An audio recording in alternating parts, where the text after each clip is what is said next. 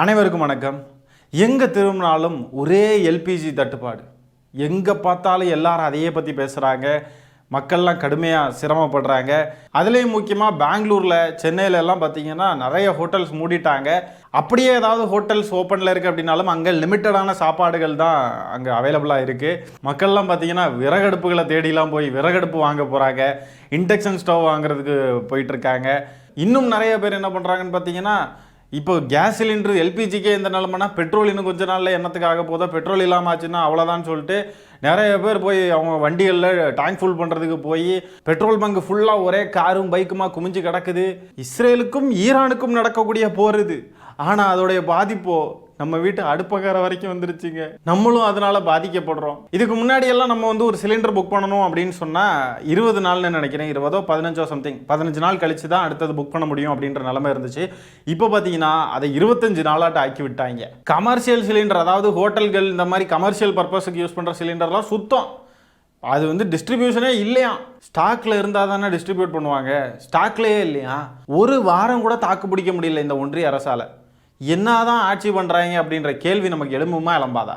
வெக்கமே இல்லாமல் இந்த சங்கி பயலுக வேற அப்படி தட்டுப்பாடெலாம் எதுவும் இல்லை. இந்த ஊடகங்கள், திமுக சார்பு ஊடகங்கள் இப்போ வதந்தியை பரப்பிக்கிட்டு இருக்காங்களாம். மக்களை எல்லாம் பதற்றத்துக்குள்ளாக்கிட்டு இருக்காங்களாம்.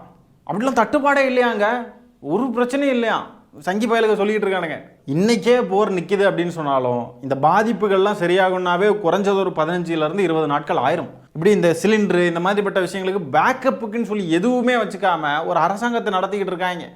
மக்கள்லாம் அவதிப்பட்டுக்கிட்டு இருக்காங்க. இதுலேயும் அன்புமணின்னு ஒருத்தர் இருக்கார், தெரியும் இல்லையா, மாங்கோமணி, விஜய், இந்த மாதிரிப்பட்ட நபர்களை எல்லாம் பாஜக ஏவி விட்டு இது தமிழ்நாடு அரசு விரைந்து நடவடிக்கை எடுக்கணும் அப்படின்னு சொல்லிட்டுலாம் பதிவு போட்டுட்டு இருக்கானுங்க. ஆட மரமண்ட தற்குறிகளா?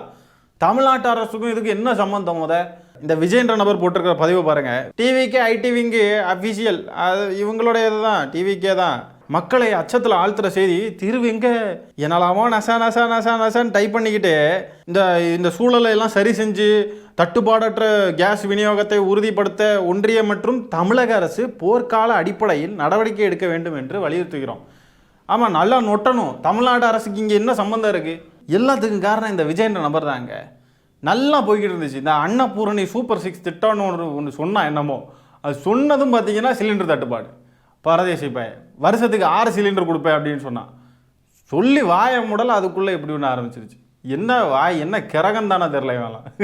நமக்கு இதில் எல்லாம் நம்பிக்கையில் இருந்தாலும் அது பேச்சு வழக்கில் வருதுங்க, பேசுவோம். என்ன இப்போ என்ன தப்பு? இப்போ அதில் அன்னபூரணி சூப்பர் 6 திட்டம்னா அன்னபூரணான்ற ஹோட்டலுக்கு கூட சிலிண்டர் இல்லை. ஹோட்டல் உரிமையாளர்லாம் புலம்பிக்கிட்டு இருக்காரு உட்காந்து. சே, என்ன கிறகம் தானே இவன். இன்னொரு பக்கம் அந்த லவ் மணி போட்டிருக்காரு. உணவகங்கள் மூடப்பட்டால் மோசமான சமூக பொருளாதார விளைவுகள் ஏற்படும்.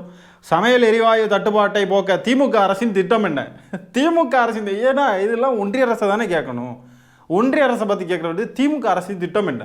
பெட்ரோலிய பொருட்கள், சமையல் எரிவாயு தட்டுப்பாடு, இது எல்லாமே ஒன்றிய அரசுடைய கையில் தானே இருக்குது. எல்லாமே இதுக்கும் தமிழ்நாட்டு அரசுக்கும் என்ன சம்பந்தம்? இது விஜய்க்கு போயிருக்க வேண்டிய ஸ்கிரிப்ட் லவ் பெல்லுக்கு போயிருக்குங்க. அதனால கமலாலயத்தில் பெரும் குழப்பம் ஏற்பட்டிருக்கு. இது எதுக்கு இவருக்கு ஃபார்வர்ட் பண்ணுறதுக்கு பதிலாக இவருக்கு அனுப்பி விட்டீங்க? என்ன இது மேங்கோ மணி கொஞ்சம் அறிவுள்ளவர் மாதிரிலாம் நம்ம ப்ரொஜெக்ட் பண்ணிக்கிட்டு இருந்தோம். ஸ்டெதஸ்கோப்பை காதலையே மாட்டாமல் ஹார்ட்ல எல்லாம் வச்சு பாப்பாப்பில் அப்படிப்பட்ட நபர் அவ்வளோ அறிவுள்ளவரை நம்ம ப்ரொஜெக்ட் பண்ணுறப்போ என்ன இது இப்படி ஸ்கிரிப்டை மாற்றி அனுப்பிவிட்டீங்களே அப்படின்னு சொல்லிட்டு கமலாலயத்தில் ஒரே குழப்பமும் பதற்றமும். நயினார் நாகேந்திரன் இருக்கார் பாருங்க, அவர் அதுக்கு மேலே கேஸ் தட்டுப்பாடுன்றதெல்லாம் போய் அதெல்லாம் உண்மை கிடையாது, நானே ஒரு கேஸ் டீலர் தான், யாராவது வேணா ஃபோன் பண்ணுங்க, நான் கேஸ் சிலிண்டர் தரேன் அப்படின்லாம் பேசிக்கிட்டு இருக்காப்புல. எப்படி ஃபோன் பண்ணால் எங்கேருந்து சிலிண்டர் தருவார்? ஏதாவது ப்ராக்டிக்கலாக மக்களுக்கு உபயோகப்படுற மாதிரி ஏதாவது பேசுங்கன்னா இதெல்லாம் ஒரு கட்சி பாருங்க, பாஜகன்றதெல்லாம் அப்படியே இஷ்டத்துக்கு அப்படியே பொறுப்பே இல்லாமல் அவங்க பேட்டுக்கு என்னமோ குச்சி சாமான விளையாட்டு மாதிரி பேசிக்கிட்டு இருக்காப்புல. இத்தனை வருஷமாக நாட்டை ஆண்டுகிட்டு இருக்கு பாஜக. ஒரு கேஸ் தட்டுப்பாட்டுக்கு மாற்று வழி தெரியல. பெட்ரோல் டீசல் தட்டுப்பாடாச்சுன்னா அதுக்கு என்ன சமாளிப்பாங்க ஒன்றும் தெரியல. நம்ம ஏதாவது கேட்டால் நமக்காக எல்லையில் ராணுவ வீரர்கள் அப்படி இப்படின்ட்டு கிடந்து காதில் கிடந்து பூ சுற்றுவாங்க நல்லா கிடந்து. இதெல்லாம் அகண்டா பாரதம்னு ஒரு கனவு வேற. 1 எலெக்ஷன் 1 கண்ட்ரி, என்னமா ஒரே நாடு ஒரே தேர்தல், அதுன்னு கனவு வேற. இதில் இந்த விஜயன்றவர் போட்டிருக்க அறிக்கையிலெல்லாம் போய் பாருங்க, எங்கேயாவது மோடின்ற வார்த்தையோ பாஜகன்ற வார்த்தையோ இருக்கான்னு போய் பாருங்களேன். தேடி கண்டுபிடிச்சி தரவங்களுக்கு தக்க சன்மானம் வழங்கப்படும். உண்மையாலுமே சொல்கிறேன், அப்படி ஒன்று இருந்துச்சுன்னா எனக்கு எடுத்து காட்டுங்க. நிர்மலா சீதாராமன் அம்மையார்கிட்ட போய் எம்மா என்னம்மா செய்கிறது, சிலிண்டர் என்ன பண்ணுறது அப்படின்னு கேட்டால், சிலிண்டர் இல்லைன்னா ரெக்டாங்கிள் யூஸ் பண்ணுங்க அப்படின்னு சொன்னாலும் சொல்லுவாங்க. அப்படிப்பட்டவங்க உங்களுக்கு தெரியுமா இஸ்ரேல் ஈரான் போர் நடக்கிறதுக்கு காரணமே திமுக தானா அப்படிலாம் சொல்லிக்கிறாங்க, பேசிக்கிறானுங்க. எல்லாம் பாருங்கள், இந்த சங்கிகள் பாஜக எல்லா பிரச்சனையும் கொண்டு வந்து திமுக மேலே போட்டானுங்க பாருங்கள். எவனுமே பாஜகவை கேட்கல. ஆச்சரியமாக இருக்குது நமக்கு இதெல்லாம் பார்க்குறப்போவே. மாட்டு சாணியை தூக்கி அங்கங்கே செவுத்தில் தடவிட்டு இது இருந்தால் பாசிட்டிவ் வைப்ஸுன்றது, கோமயத்தை குடிச்சிக்கிட்டு அது உடம்புக்கு நல்லது, கேன்சர் குணமாகும் அப்படின்லாம் சொல்கிறது, இந்த மாதிரிலாம் பேசிக்கிட்டு இருந்த இந்த சங்கி சனாதனி சாணிகள் இப்போ எவனாவது ஏதாவது பேசுகிறானா பாருங்க. முஸ்லீம்ஸ்லாம் நாட்டை விட்டு வெளியே போகணும், கிறிஸ்டியன்ஸ்லாம் நாட்டை விட்டு வெளியே போகணும்னு சொல்லிக்கிட்டு இருந்தானுங்க. இப்போ இந்த கேஸ் தட்டுப்பாட்டுக்கு ஏதாவது ஒரு வழி சொல்லுங்கடானா எவனும் சொல்ல மாட்டேங்கிறான். ஏன்னா எவனுக்கும் எதுவும் தெரியாது. மூளைக்கு பதிலாக மாட்டு சாணி இருக்கிறவனுக்கு பின்ன என்னத்தை தோணும், என்ன தெரியும் இதை பற்றியெல்லாம்? இப்படிப்பட்ட ஒரு அவசரமான ஒரு நிலைமையில இது மாதிரி ஏதாவது கண்டுபிடிச்சி வச்சுருக்கீங்களா அப்படின்னு கேட்டால் எதுவும் இல்லை. எல்லாரும் வெளியே போக, எல்லாம் இது இந்து தேசம், இந்து ராஷ்டிரா இப்படின்லாம் வச்சுக்கிட்டு இருக்கானுங்கல்ல. இதுக்கு இந்த மாதிரி ஒரு சூழ்நிலைக்கு ஏதாவது கண்டுபிடிச்சி வச்சுருக்கானுங்களா? ஒன்றும் கிடையாது. மாட்டு சாணியில் போட்டு ஏதாவது வரட்டி போட்டு தின்னுங்க, அது உடம்புக்கு ரொம்ப நல்லது அப்படின்னு தான் சொல்லுவானுங்க இந்த தற்குறிகள். சங்கி நாய்கள். எங்கேயோ ஒரு போர் நடந்தாவே இங்கே சிலிண்டர் தட்டுப்படுற லெவலில் தான் இருக்குது. 4 நாள் தான், 4 நாள் கூட தாக்கு பிடிக்க முடியல. இந்த லட்சணத்தில் தான் இருக்குது இந்த நாடு. இதுக்கு அகண்ட பாரதம்னு ஒரு கனவு வேற வாயில வருது. இந்த சிலிண்டர் தட்டுப்பாடுன்ற ஒரு விவகாரத்துக்கு ஒன்றிய அரசு நடவடிக்கை எடுக்கணும்னா முதல்ல அவங்க சிலிண்டர் தட்டுப்பாடு இருக்குன்றதை முதல்ல ஒத்துக்கணும். இவங்க தான் சிலிண்டர் தட்டுப்பாடு இருக்குன்னே ஒத்துக்க மாட்டேங்கிறாங்களே, பின்ன எங்கேருந்து நடவடிக்கை எடுப்பாங்க? இங்கே மக்களுக்கெல்லாம் என்டிஏ கூட்டணி மேலே கோவம் வந்துடக்கூடாது, பாஜக அதிமுக மேலாம் கோவம் வந்துடக்கூடாதுன்றதுக்காக இந்த மாங்காய் மடையின மாதிரிப்பட்ட சில பேரை, ஒரு 4 பேரை பிடிச்சி அனுப்பிவிட்டு எல்லாருக்கும் ஒரு ஸ்கிரிப்டை கொடுத்து எல்லாரையும் போட வச்சிருக்காங்க. இதுக்கு திமுக என்ன நடவடிக்கை எடுக்கும், இதுக்கு திமுக அரசு என்ன செய்யும், திமுக அரசு ஏதாவது செய்ய வேண்டும் அப்படின்ட்டுலாம் பதிவுகள் போட வைக்கிறாங்க. இந்த விஜய் மாங்காய் மடையன் இந்த மாதிரிப்பட்ட நபர்களை எல்லாம் வச்சுக்கிட்டு, மாங்காய் மடையன்றது நம்ம யாரையாவது கிண்டல் அடிக்கிறதுக்காகலாம் சொல்லுவோம், ஏண்டா மடப்பையில மாங்காய் மடையா அப்படின்லாம் சொல்லுவோம்.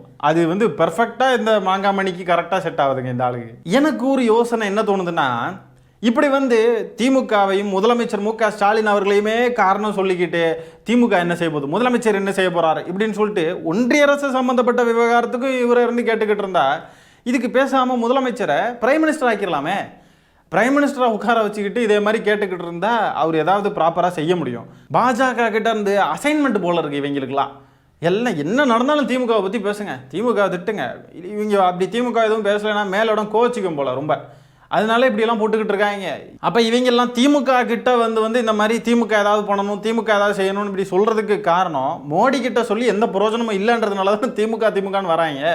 திமுக கிட்ட ஏதாவது சொல்லுவோம், ஏதாவது செய்வாங்களா அப்படின்னு முதல்ல திமுகவில் இந்த பெட்ரோலு கேஸ் இது மாதிரி ரிலேட்டடான விஷயங்களுக்குலாம் எதுவும் இருந்தாலும் அவசர ஆலோசனை முதலமைச்சர் மேற்கொண்டார் நேற்றைக்கு. அதை மீறி மக்களுக்கு ஏதாவது செய்ய முடியுமா அப்படின்றதெல்லாம் ஆலோசனை பண்ணியிருக்காங்க. பார்ப்போம் முதலமைச்சர் அவரால் என்ன முடியுதுன்றதை, அவர் என்ன செய்கிறாருன்றதை நம்ம பார்ப்போம். ஆனால் இது அவருடைய பொறுப்புலேயே இல்லை சுத்தமாக. ஆனாலும் பாருங்க, இவங்களுக்குலாம் மோடி கிட்ட சொல்லி ஒன்றும் ஆக போகிறது இல்லைன்றதுனால தான் இங்கே வராங்க. அப்படி எடுத்துக்கலாமா பின்ன இதை? தமிழ்நாட்டு மக்களையெல்லாம் முட்டாள்கள், அவங்களுக்கு அரசியலே தெரியாதுன்னு சொல்லி நினச்சிக்கிட்டு இருக்காங்க. ஆனால் அவங்களுக்கு தெரியல, காலையில் எழுப்பி டீ கடையில் போய் உட்கார்றதுலேருந்து எல்லா இடத்துலையும் அரசியலை அலசி ஆராய்ஞ்சு பேசுகிற மக்கள் நம்ம மக்கள். முதலமைச்சருடைய கட்டுப்பாட்டுக்குள்ளே என்னென்ன வரும், இதெல்லாம் வராது அப்படின்றதெல்லாம் மக்களுக்கு நல்லாவே தெரியும். அப்படியே முதலமைச்சர் அவர்களுடைய கட்டுப்பாட்டுக்குள்ளே இல்லாத ஒரு விஷயமா இருந்தாலும் அவர் எப்படியாவது முயற்சி எடுத்து மக்களுக்காக ஏதாவது செய்யணும் அப்படின்றத அவர் கண்டிப்பாக செய்வார் அப்படின்ற ஒரு நம்பிக்கை மக்களுக்கெல்லாம் இருக்குது. இதுக்கு முன்னாடி கூட போர்க்காலங்களில் பல நாடுகளில் மாட்டிக்கிட்டு இருந்த தமிழர்களை தமிழ்நாட்டுக்கு அழைச்சிக்கிட்டு வர்றதுக்கு பல ஏற்பாடுகளை அவர் செஞ்சார். ஆகவே தன்னுடைய கட்டுப்பாட்டில் இல்லாத விஷயம், தன்னால் செய்ய முடியாத விஷயமா இருந்தால் கூட அவர் செய்கிறதுக்கான எல்லா முயற்சிகளையும் அவர் எடுப்பார்ன்ற நம்பிக்கை எங்களுக்கு இருக்குது. அந்த நம்பிக்கை இருக்குன்றதுக்காக அவரை போட்டு கேள்வி கேட்டுட்டு இருக்கிறது எந்த விதத்துலையும் நியாயமே கிடையாது. ஒன்றிய அரசு மட்டும்தான் குற்றம் சாட்டணும். ஒன்றிய அரசின் கட்டுப்பாட்டில் தான் இது எல்லாமே இருக்குது. அவங்க தான் இதுக்கான தீர்வை மக்களுக்கு கொடுக்கணும். ஆனால் இந்த அன்புமணி போன்ற நபர்கள், விஜய் போன்ற நபர்கள்லாம் ஒன்றிய அரசு கேட்க மாட்டேங்கிறாங்க. ஒன்றிய அரசும் தமிழக அரசும், இவர் அன்புமணிலாம் திமுக அரசு என்ன இது வச்சிருக்கு, என்ன ஐடியா வச்சிருக்காங்க, என்ன இது ஒய் வாட் ப்ரோ? ஓ, கடந்த 14 ஆண்டுகளில் மோடி அரசுடைய சோதனைகள், சாதனைகள்னு அவங்க சொல்லிப்பாங்க, ஆனால் நம்ம சோதனைகளை சொல்லுவோம். பண மதிப்பிழப்பு, கோவிடை கரெக்டாக கண்ட்ரோல் பண்ணல, குடியுரிமை திருத்த சட்டம், இந்த சிஏஏ எல்லாம் வந்துச்சு இல்லையா, அது எஸ்ஐஆர் சிறப்பு தீவிர வாக்காளர் பட்டியல், தொகுதி மறுவரையறை, இப்போது கேஸ் சிலிண்டர் தட்டுப்பாடு, இன்னும் லிஸ்ட் அடுக்கிக்கிட்டே போகலாம். அவ்வளோ சோதனைகள் மக்களுக்கு. ஒரு நாளைக்கு 100 கணக்கான குண்டு விழுது ஈரானில், அங்கே கூட சிலிண்டர் தட்டுப்பாடு பிரச்சனை இல்லை.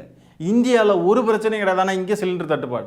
அப்போ இங்கே ஒன்றிய அரசின் ஆட்சி, இந்த பாஜகவுடைய ஆட்சி எந்த லட்சணத்தில் இருக்குன்றத மக்கள் நீங்கள் புரிஞ்சுக்கோங்க. பிரதமர் மோடி அவர்கள் ஊராக சுற்றுறார், உலகம் பூரா சுற்றுறார், டிஃப்ரெண்ட் காஸ்டியூம்ஸில் சுற்றுறார். இப்படிலாம் நல்லா சுற்றி என்ன பயன்? மக்களுக்கு இந்த மாதிரி ஒரு கிரிட்டிக்கலான ஒரு சிச்சுவேஷன்றப்போ அதை சமாளிக்க வக்கில்லைன்னா இப்படிலாம் சுற்றி என்ன பிரயோஜனம்? ஒரு காலத்துல எல்லாம் இந்தியாவுக்குன்னு வெளிநாடுகள் எல்லாம் ஒரு நல்ல மரியாதை இருந்துச்சு. இந்தியான்றது ஒரு நடுநிலை நாடாக இருந்துச்சு ஒரு காலத்துல எல்லாம். ஆனா இப்போ இந்தியான்ற நாட்டுக்கான நடுநிலையே இல்லாம போயிருச்சு. அமெரிக்கா இஸ்ரேல் என்ன செஞ்சாலும் அது தவறே கிடையாது, அமெரிக்கா இஸ்ரேல் பக்கம்தான் நாம் நிற்போம், அமெரிக்கா இஸ்ரேலுக்கு தான் நம்ம சப்போர்ட் பண்ணுவோம்னு சொல்லிட்டு அமெரிக்கா இஸ்ரேலுடைய நவயுக காலனியாகவே இந்தியாவை மாற்றிவிட்டார் மோடிஜி. மோடிஜியை வேற நாட்டு அதிபர்கள் பிரதமர்கள்லாம் அவர் வந்து ஒரு காமெடி பீஸாக பார்க்குறாங்க. எங்கேயாவது போனால் அப்படியே கையை பிடிச்சிக்கிட்டு அப்படி தட்டிக்கிட்டு சிரிக்கிறது, ஐ சி யூ ஐ ஓ அப்படியே பிடிச்சி பக்கத்தில் இழுத்து வைக்கிறது, அப்படியே அவங்க கையை பிடிச்சி இப்படியே பிடிச்சி தூக்கிட்டு இப்படி பண்ணுறது, இந்த மாதிரிலாம் பண்ணி எல்லாரையும் ஒரு கோமாளியாக பார்க்குறாங்க. இஸ்ரேலுக்கு போயிட்டு Israel is my fatherland, India is my motherland இப்படின்லாம் சொன்னால் எவன் மதிப்பான்? எந்த உலக நாடு மதிக்கும்? இவர் ஒரு பிரதமராக யாராவது மதிப்பாங்களா? எல்லாம் கேலியும் கிண்டலும் பண்ணிக்கிட்டு இருக்காங்க. மோடிஜி விஸ்வகுரு, அவர் நம்ம அப்படியே உலக நாடுகள் மத்தியில் இந்தியாவுடைய மரியாதை வந்து அப்படியே இதாக இருக்கான் இவர் ஆட்சி காலத்தில். எல்லாரும் கேவலமாக பார்க்குறாங்க. இந்தியன்ஸ்னாவே Indians, Modiji that guy that silly guy அப்படின்னு தான் பார்ப்பாங்க எல்லாருமே. அந்த மாதிரி தான் இவர் இருக்காரு மோடிஜி. இந்த சங்கி கூட்டம் பாரத் மாதா கி ஜே, பாரத் மாதா கி ஜே அப்படின்லாம் சொல்லிக்கிட்டே திரிவானுங்களே, இந்த கும்பலால் தான் இப்போ இந்த சூழ்நிலை. இந்த கும்பல்லாம் சேர்ந்து வாக்களித்து தான் அந்த நபரை வந்து இப்படி பிரைம் மினிஸ்டரை கொண்டு போய் உட்கார வச்சு நாடு கஷ்டப்பட்டுக்கிட்டு இருக்கு, எல்லா மக்களும் கஷ்டப்பட்டுக்கிட்டு இருக்காங்க. இப்படி பாரத் மாதா கி ஜேன்னு சொல்லிட்டு தெரிஞ்ச சங்கிகள்லாம் இப்போ எங்கே போனானுங்க? என்ன பதில் சொல்லுவானுங்க? இதுக்கு தட்டுப்பாடே இல்லைன்றானுங்க. கண்ணுக்கு முன்னாடியே மக்கள்லாம் அவதிப்படுறதை பார்த்து கூட இப்படி போய் சொல்கிறானுங்கன்னா இவனுங்க ஆட்சிக்கு வர்றதுக்காகலாம் எவ்வளோ போய் சொல்லியிருப்பானுங்கன்றதை யோசிச்சு பார்த்துக்கோங்க. இதுலேயும் சில எலைட்டான புளுத்திகள்லாம் என்ன சொல்கிறாங்கன்னு பார்த்தீங்கன்னா, அப்படியே ஜஸ்ட் லைக் தட், கேஸ் இல்லைன்னா என்னங்க, அதான் எலக்ட்ரிக் ஸ்டவ் இருக்குல்ல, டக்குன்னு வாங்குங்க, ஒரு எலக்ட்ரிக் ஸ்டவ் வாங்கி எல்லாரும் யூஸ் பண்ண ஆரம்பிச்சிருங்க அப்படின்னு சொல்லிட்டு அது ரொம்ப ஈஸியாக சொல்கிறாங்க. எலைட்டான புளுத்திகள், நல்லா காசு இருக்கும், நல்லா ப்ரிவிலேஜான பீப்புள் எல்லாராலையும் ஒரு 2000, 3000, 4000, 5000 கொடுத்து ஒரு எலக்ட்ரிக் ஸ்டவ்வை ஈஸியாக வாங்கிட முடியுமா? சரி, அப்படியே ஒரு ஸ்டவ்வை வாங்கினாலும் சில எலக்ட்ரிக் ஸ்டவ்ஸில் அந்த எலக்ட்ரிக் ஸ்டவ்வில் குக் பண்ணுறதுக்கான அந்த குக்வேர் மட்டும்தான் யூஸ் பண்ண முடியும், சும்மா எல்லா பாத்திரத்தையும் வைக்க முடியாது. அப்போ அதுக்கு தனியாக ஒரு 4000, 5000 செலவு பண்ணணும். அது எல்லாராலையும் பண்ண முடியுமா? அது போக கரண்ட் பில்லு 500, 1000, 1200ன்னு அது பாட்டுக்கு இன்க்ரீஸ் ஆகி போயிட்டு இருக்கும். எல்லாராலையும் அதை பண்ண முடியுமா? அதை கட்ட முடியுமா? கரண்ட் கட்டாச்சுன்னு சொன்னா, பவர் கட்டாச்சுன்னு சொன்னா எல்லாராலையும் குக் பண்ண முடியுமா? எல்லார் வீட்டில் என்ன அதுக்குன்னு ஜென்ரேட்டர் வாங்குவீங்க? என்னங்க இது பிரச்சனை இல்லைங்க, ஜென்ரேட்டர் வாங்குவீங்க அப்படின்னு சொல்லுவீங்களா? அப்படியே இந்தியாவில் இருக்கக்கூடிய எல்லா மக்களும் அப்படியே மாட்யூலர் கிச்சன்ஸில் வாழ்றாங்க அப்படின்னு நினச்சிக்கிட்டு இருக்காங்க போல. கிரவுண்ட் ரியாலிட்டி என்னன்றதே இல்லாமல் புளுத்தித்தனமாக எலைட்டுத்தனமான பதில்களை எல்லாம் சொல்லிக்கிட்டு இருக்காங்க. என்னங்க ஜஸ்ட் லைக் தட், ஒரு எலக்ட்ரிக் ஸ்டவ் வாங்கினா வேலை முடிஞ்சு போச்சே அப்படின்றாங்க. முதல்ல எலக்ட்ரிக் ஸ்டவ் வாங்குறதே எல்லாராலையும் முடியுமா அப்படின்றது கேள்வி. அது போக இவ்வளோ விஷயங்கள் இருக்கு. அப்படியே ஜஸ்ட் லைக் தட்னு சொல்லிட்டு போறாங்க. மோடி அரசு எதுவுமே கேட்க மாட்டேங்கிறானுங்க. இதுக்கு சொல்யூஷன் நம்மெல்லாம் கஷ்டப்பட்டு நம்மெல்லாம் இப்போ சம்பாதிச்சு வச்சிருக்கிற காசையும் பணத்தையும் கொண்டு போய் எதையாவது போட்டு எதையாவது நமக்கு வீட்டுக்கு தேவையில்லையோ வாங்கி கொண்டு வந்து வச்சு கிடந்து கஷ்டப்படணுன்றது தான் இதுதான் தளபதியாம். இதை செய்யுங்க, இது ஈஸி தானே, இதையும் செய்யாமல் இருக்கீங்க அப்படின்றானுங்க மெண்டல்கள். மக்களுக்கு சாப்பிட்றதுக்கு ரொட்டி இல்லை அப்படின்னா அதான் கேக் இருக்குல்ல, கேட்க சாப்பிட்றான்ல அப்படின்னு சொல்லிட்டு கேட்டுச்சு பிரெஞ்சு சர்வாதிகாரம். இன்னைக்கு இந்த பார்ப்பனிய கும்பல் அதே மாதிரி தான் பேசுது. மக்களுக்கு எல்பிஜி இல்லையே, சமைக்கிறதுக்கு வழி இல்லையேன்னு கேட்டா இண்டக்ஷன் ஸ்டவ் வாங்கிக்கோங்க அப்படின்னுது இந்த பார்ப்பனிய கும்பல். இந்த கையாளாகாத இந்த ஒன்றிய பாஜக அரசுடைய இந்த கையாளாகாத தனங்களை பற்றி என்ன நினைக்கிறீங்கன்றத கமெண்ட்ஸில் பதிவு பண்ணுங்க. இந்த எல்பிஜி சிலிண்டர் தட்டுப்பாட்டை பற்றி உங்களுடைய கருத்துக்கள் என்ன, நீங்கள் எப்படியெல்லாம் கஷ்டப்படுறீங்கன்றத கமெண்ட்ஸில் பதிவு பண்ணுங்க. எல்லாரும் பார்க்கட்டும் இந்த பாஜக அரசுடைய லட்சணம் என்னவா இருக்குன்றதை மக்கள் பார்க்கட்டும். இந்த காணொலியை நான் இத்துடன் நிறைவு செய்து கொள்கிறேன். நன்றி, வணக்கம்.